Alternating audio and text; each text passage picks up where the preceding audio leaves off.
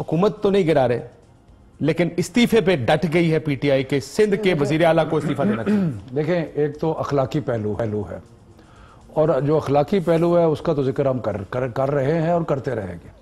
اخلاقی پہلو یہ ہے کہ جے آئی ٹی کی رپورٹ کے مطابق مراد علی شاہ صاحب جس وقت فائنانس منسٹر تھے اور بعد میں چیف منسٹر تھے, انہوں نے فیسیلیٹیٹ کیا ایسی چیزوں کو کہ جو کسی کو نہیں کرنا چاہیے.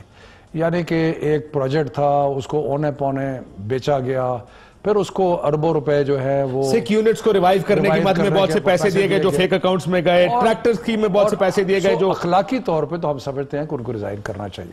لیکن ہماری طرف سے کوئی ایسی موو نہیں تھی کہ سندھ گورنمنٹ کو گرانا ہے. کوئی گورنر رول کی باتیں نہیں تھیں. میڈیا میں کچھ آئی, کچھ لوگوں سے منسوب ہوئیں, جن سے منسوب ہوئیں میرا خیال ہے کہ وہ یہ کہیں گے کہ انہوں نے یہ بات نہیں کی.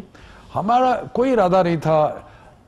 جب ارادہ ہوگا کسی حکومت کو گرانا یا ہٹانا جو ہے وہ آئین کے اگر دائرے میں ہوتا ہے. نہ گورنر راج کا آپ کا کوئی ارادہ؟ بالکل ارادہ نہیں ہے وہ تو اس کا لیکن جو دیکھیں نا, اب ہمارے بارے میں کہا گیا کہ ہمارے خلاف تحریک عدم اعتماد آنے والی, تو ہم نے میرا کیا جواب دیا؟ میں نے کہا بالکل بڑے شوق سے کریں, آئین کے دائرے میں ہے, قانون کے دائرے میں ہے, اگر آپ کر سکتے ہیں تو ضرور کریں. اور کسی نے کہا جی اخلاقی پہلو, تو میں نے کہا جو چیز آئین میں آ گئی آئین نے اخلاقیات کو اپنے اس میں لے لیا, دائرے میں لے لیا, کیونکہ جو آئین میں چیز ہے وہ غیر اخلاقی تو نہیں ہے. اسپرٹ کے طور پہ آپ کا خیال ہے کہ ان کا نام ہے. آواز کھول دیں جی ذرا, اگر اسٹوڈیو کے اندر بھی ہم تھوڑا سا اسی طرح کام کرتے ہیں سر, ہمارا کام اسی طرح چلتا ہے, شہزادے لگے کرنے. مجھے یہ بتائیں سر, حکومت گرانے کا کوئی ارادہ تو نہیں ہے نا آپ لوگوں کا؟ لیکن یہ نام ای سی ایل میں کیوں ڈالے آپ لوگوں نے؟ چیف جسٹس صاحب کے ریمارک سنے آپ نے؟ میں نے صرف یہ کہا ہے, دو الگ الگ چیزیں ہیں. میں نے صرف یہ کہا ہے کہ اگر حکومت اپنی میجورٹی کھو دیتی ہے اور اس کی بنیاد کے اوپر حکومت میں اگر تبدیلی آتی ہے تو آئین اس کی اجازت دیتا ہے. وہ تو خیر سر جو قانونی پوزیشن ہے وہ تو ٹھیک ہے. یہ جو ای سی ایل میں نام ڈالے چیف صاحب نے تو بڑے سخت ریمارکس دیے, نظر ثانی پہ بھیجا. کیا نظر ثانی کریں گے؟ دیکھیں فیڈرل کیبنٹ نے اس کو سارے پروسیجرز طے کیے. کورٹ کا یہ اختیار ہے کہ وہ اس پہ فیصلہ کرے کہ کسی کا نام ای سی ایل پہ صحیح ڈالا ہے یا نہیں ڈالا. لیکن جو پروسیجر تھا اس کو پوری طرح اپنایا گیا, اور کیبنٹ کا یہ خیال تھا کہ کیونکہ یہ لوگ جو ہیں ان کے نام ایک بڑی serious J I T report میں اتنی وسیع پیمانے پہ لوٹ مار میں آئے ہیں کہ خدشہ ہے کہ ان میں سے کوئی آج تو فواد چودھری صاحب نے فائنانس منسٹر کی مثال دی نا جی, کہ فائنانس منسٹر بھی تو وزیر اعظم کے اس جہاز پہ بھاگ گئے تھے, واپس نہیں آئے. یہ ہوا یا نہیں ہوا؟ تو یہ بات انہوں نے مثال دی ہے کہ اگر وہ ہو سکتا ہے تو پاکستان میں کچھ بھی ہو سکتا ہے. بہرحال یہ ہماری دانست بٹ آئی ڈونٹ تھنک, پر آپ کو لگتا نہیں بلاول اور مراد علی شاہ کا نام اگر نہ بھی ڈالتے تو ٹھیک تھا؟ دیکھیں بات یہ ہے کہ ہماری دانست میں ہم نے تو جتنے لوگوں کا ذکر آیا تھا سب کا ڈال دیا.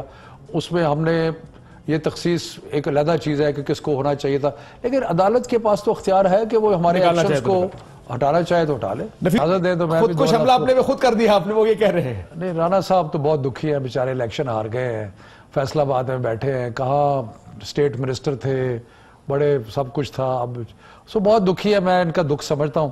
بات یہ ہے کہ میں دو تین چیزیں کوئکلی آپ کی جہاں تک پیپلز پارٹی کا تعلق ہے, آپ کو یاد ہے کہ جب جوائنٹ انویسٹیگیشن رپورٹ آئی تھی نواز شریف کے خلاف, ابھی آپ سب چینلز نے سنایا ہے, میں ابھی سنا دیتا ہوں آپ کو, جو ان کے آپ نے منشن کر دیا, میں سنا دیتا ہوں. بغلیں بجائیں. نفیسہ بی بی آپ کو پھر اس کا جواب اس وقت دے دیجیے گا جب آپ کی باری آئے کہ یہ آپ کی پارٹی کا موقف, آپ کی پارٹی کا موقف تھا جب J I T P M L N کے خلاف آئی تھی. سنیے گا. We've studied the JIT quite closely and it looks like the JIT has exposed all three generations as thieves. He is guilty. Gulf Steel Mill, Qatari business, Azizia Steel Mill, ye sab afsane nikle. Mia Mohammed Nawaz Sharif does not enjoy the political, moral or legal grounds to remain the Prime Minister of Pakistan and must immediately resign his post. آج خطرہ ہے نواز شریف سے کہ اگر وہ اپنے آپ کو اس عہدے سے الگ کر دے تو میں سمجھتا ہوں پھر بھی ان کی عزت رہ جاتی ہے. ان کا منصوبہ پکڑا گیا ہے جس کو بچانے کے لیے انہوں نے سپریم کورٹ میں فورج ڈاکومنٹس بھی داخل کیے, وہ بچانے کے لیے. یہ جو جی آئی ٹی کو جھوٹا بول رہے تھے, اس جی آئی ٹی تو ان کو چور ثابت کر دیا ہے. گھسیٹے نہ کہلواؤ, آپ استعفیٰ دے دو, پوری قوم کا مطالبہ. جی وہ اس کا ذکر کرتے ہیں. اب یہ جو جی آئی ٹی رپورٹ کے اوپر ان کے تاثرات ہیں وہ اس وقت سن لیں، اور جو اب جے آئی ٹی رپورٹ کے بارے میں ان کے تاثرات ہے، جھوٹ ہے، یہ ہے، اور ریزائن کی بات کر رہے ہیں بار بار میاں صاحب کے کہ جی میاں صاحب ریزائن کریں. وہ بلاول بھی کہہ رہا ہے اور خورشید شاہ بھی کہہ رہا ہے، اور اگر ہم کہتے ہیں کہ مراد علی شاہ ریزائن کرے تو اس پہ سیخ پا ہو جاتے ہیں کہ جناب آپ کیوں کہہ رہے ہیں کہ مراد علی شاہ ریزائن کرے. تو یہ تو اتنی مطلب کیا میں کہوں کہ مختلف باتیں مختلف موقع پہ، کوئی مورل فریم ورک تو ہے ہی نہیں.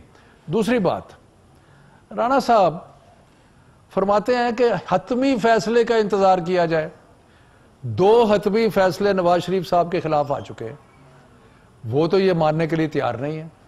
اکاؤنٹنٹ جنرل کی ایڈوکیٹ جنرل کی رپورٹ آتی ہے، وہ نہیں مانتے. سر عزیزیہ اور ایون فیلڈ اپارٹمنٹ 2 فیصلے آئے ہیں. 2 فیصلے آئے نا جس میں کنوکشن ہوئی ہے. فلیگ شپ میں نہیں آئی، 2 میں تو آئی ہے. اس کی اپیل کا رائٹ موجود ہے. سن لیں نا. اچھا سپریم کورٹ نے نااہل کیا تو کہا مجھے کیوں نکالا، اور سپریم کورٹ کو برا بھلا کہا، آڈیٹر جنرل کو برا بھلا کہا، نیب کورٹس کو برا بھلا. اور بھئی آپ کس چیز کو مانتے ہیں؟ یہ تو کوئی تحریک انصاف کے متحد تو نہیں تھے یہ لوگ. آپ ہر ادارے کو برا بھلا کہہ رہے ہیں جو آپ کے خلاف جاتا ہے، اور پھر کہتے ہیں حتمی فیصلے کا انتظار کریں. چلے تو ہم حتمی فیصلے کا انتظار کرتے ہیں، لیکن آپ ابھی تسلیم کریں کہ جو حتمی فیصلہ نواز شریف کے خلاف آیا ہے اس کو آپ ہر طریقے سے ہر سطح پہ تسلیم کرتے ہیں. میں بریک کے بعد رانا صاحب آپ بھی اور نفیسہ بھی آپ کو بھی جواب دینا پڑے گا.